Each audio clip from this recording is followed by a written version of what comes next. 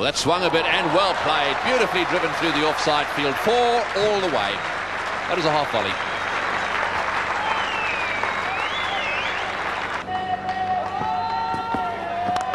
Oh, he's played that one through the offside. Take that. Magnificently driven. So Zimbabwe trying to lift the rate a bit. 15 without loss.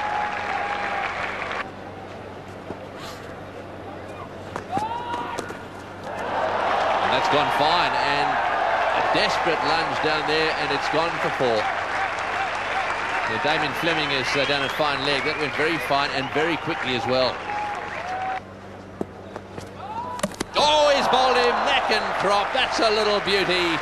It came back from outside off stump, hit the inside edge of the bat, and back went middle stump.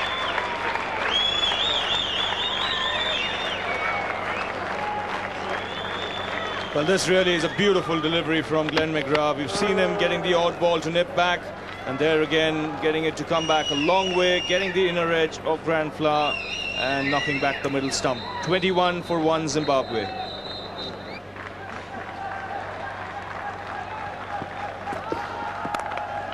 Fleming continues, and so does Andrew Waller. That is a magnificent strike. He hit 2 off the front foot through extra cover in the 4th over of the day, and now he's on the back foot. So unlike Fleming, he normally doesn't give the batsman very much width, but he has done on at least 4 occasions this morning. One produced a great save that would have also gone for 4. And that's a fine shot. Mark of a good batsman to be able to play off the back foot on a pitch that just lacks a little bit of pace and bounce.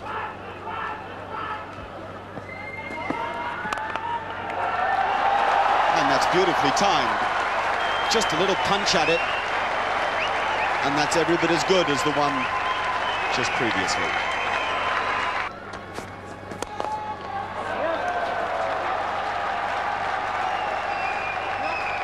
He's actually bowling to Guy Whittle, who's punched him down the ground.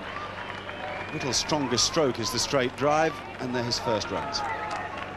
Well, Shane Lear, remember his first ball in Nagpur, he lost his run on the way in, stuttered, and then dropped a chance.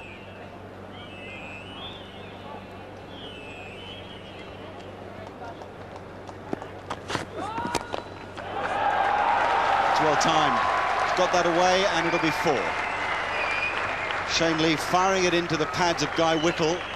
And he was very quick onto that, always looking to attack this fellow. And brilliant effort, absolutely brilliant. Stephen Waugh, you just can't keep this fellow out of the game. And Guy Whittle goes, caught and bowled, off a sharp return chance. Just like shelling peas or picking an orange from Nagpur. It's 41 for 2. No, that's 4 more. That's the slower ball from Stephen Waugh, and this time Andrew Waller picked it, got it rather higher than Guy Whittle managed to do, and nothing that Damien Fleming at mid-off could do about it.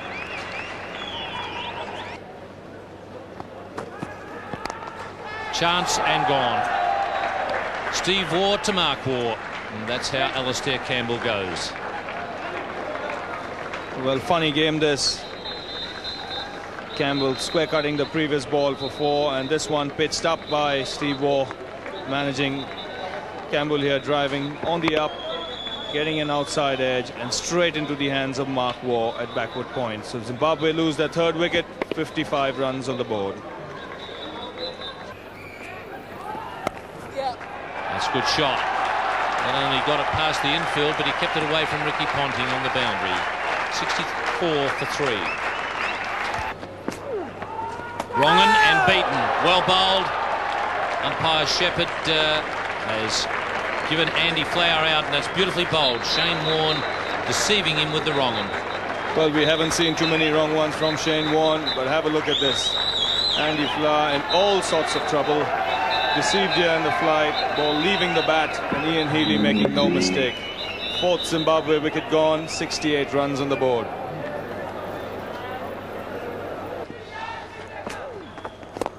In the air and into the gap. Well, that's gone flying away for 4. Could so easily have gone to mid-on. There's also a mid-wicket hovering, but as it turned out, he picked the gap.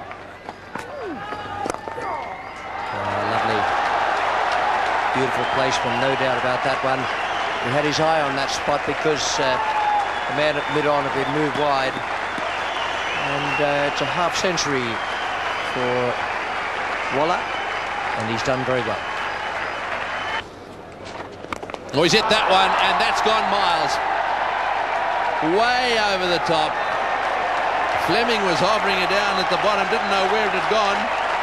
They may not get that one back. That is a huge hit. Well, that's got to be out. Yes, he's got him. That's well done. Healy going away there, and I tell you, it just seemed to me that the fieldsman at point may have created a bit of a problem for him. Looked for a second as if there was going to be a bit of a collision. As it turned out, there wasn't. Mark Waugh was in that position, and nicely taken by Healy. He really is good at getting out of the traps and following these. Now there's something for the sweepers of the world to think about.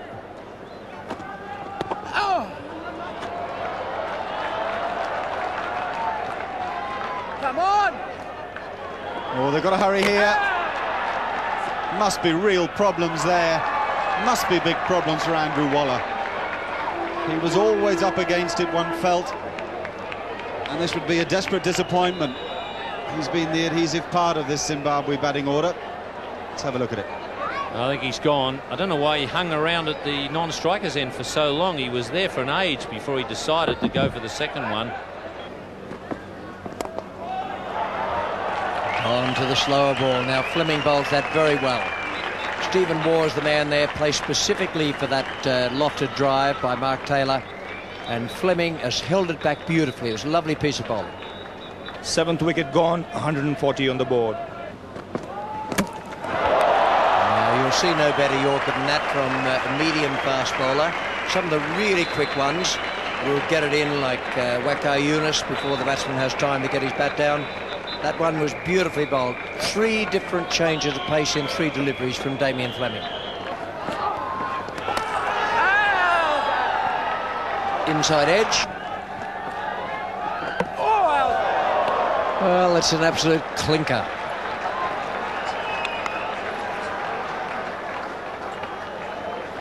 Not quite the Mike Gadding ball, but it was good enough for number 11 in Zimbabwe. It was a beauty. Too good for number 11. Very little he could do about it, but to just watch the ball hit his off stump. So Zimbabwe all out, and this last wicket to a great delivery from Shane Warne.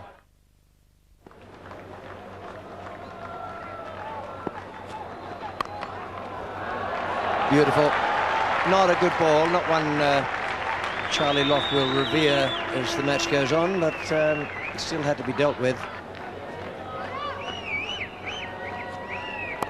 And he's off the mark as well. We've done in the grand fashion also. It's a very good shot. Even though the fielder got a hand on it, it'll still go to the boundary and go there with great pace as well.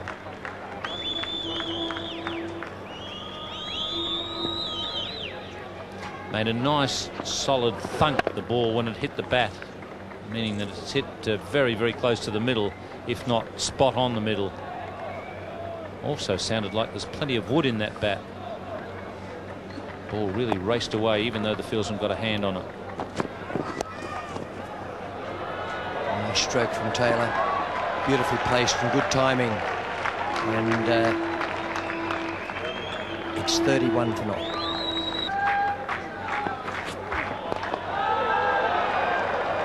That's the little charge, and we can say that Mark Waugh is feeling quite confident. Yes, he's in very good form, Mark Waugh.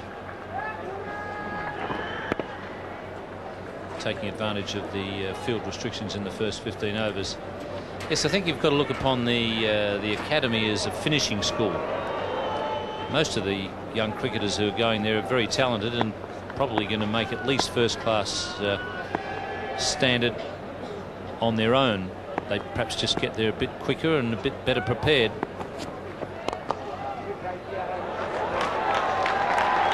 Well, I'd suggest that that's not a good place to bowl to Mark Waugh.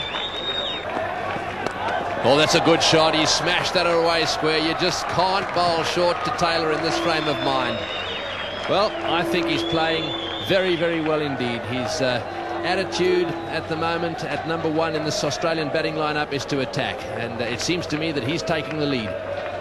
Well, Brian Strang just does not have the pace to trouble Mark Taylor with a short delivery, and promptly put away over mid-wicket. That's well played too, and that'll be 4. Forced away off the back foot through extra cover, and that brings up the 50.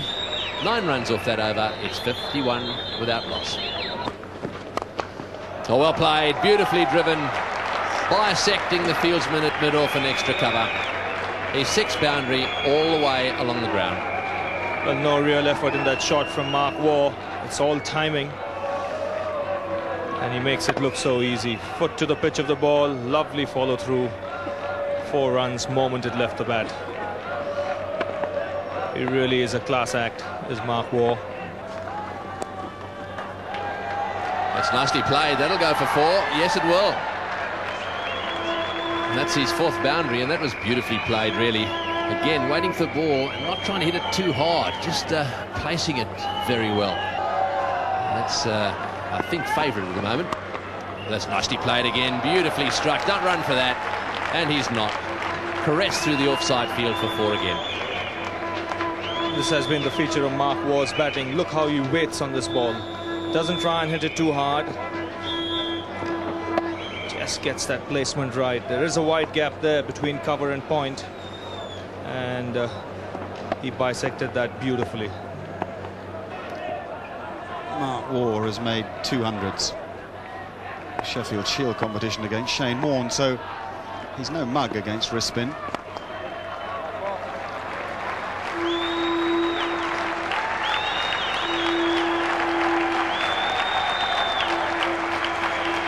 So 50 to Mark Waugh, and another very good one too. 68 balls for it, and full of the array of strokes that we've already seen in this World Cup. He's got back-to-back hundreds against Kenya and India, and now a 50 against Zimbabwe to follow it up. Lovely timing and great grace.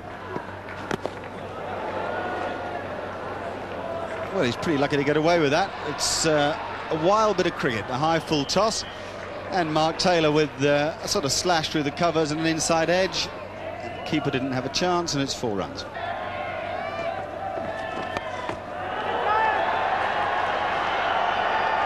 And I spoke too soon. Here we go.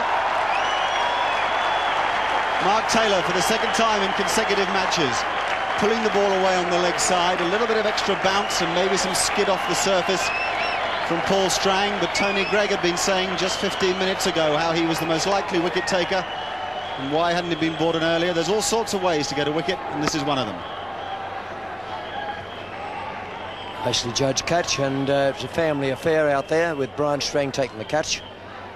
And Mark Taylor out for 34 from 50 balls faced. It's 92 for 1, and drinks. There's plenty of turn there. There's no leg slip in for it, and it runs away for 4. It's a full toss, and it's well timed by Ricky Ponting. Thumped away down the ground without any bother at all. That's a beautiful stroke. Splitting the 2 men out at long on and long off. This is a very quick outfield.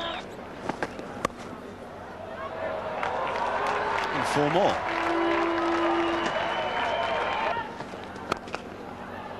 Before runs, he picked the gap quite perfectly. That was the wrong one.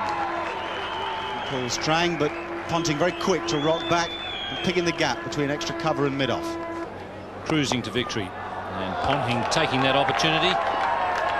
So doing the world of good, batting against a few spinners in the subcontinent. Got him, yes, caught and bowled. That's beautifully done. That's a magnificent catch, actually. He tried to hit it down the ground, closed the face just a little bit on it, and it was caught on the 2nd attempt. That's well done. That's a beautiful piece of bowling by Paul Strang. That's the line he should be bowling, middle and leg, making the batsman drive on the onside. This is exactly what Ricky Ponting has done. Not quite to the pitch of the ball, and a very good catch on the 2nd attempt by Strang. Australia lose their 2nd wicket, 150 runs on the board. And that one's played away on the offside, and it'll go to the fence for 4, and that is the end of the match. So the Australians winning comprehensively in this World Cup match against Zimbabwe. They bowled well, restricted the Zimbabweans to 154. Ponting right at the end out-caught and bowled, trying to finish it off for 33. At least he got a bit of a bat. And Steve Waugh, well, he was just out there for a little while.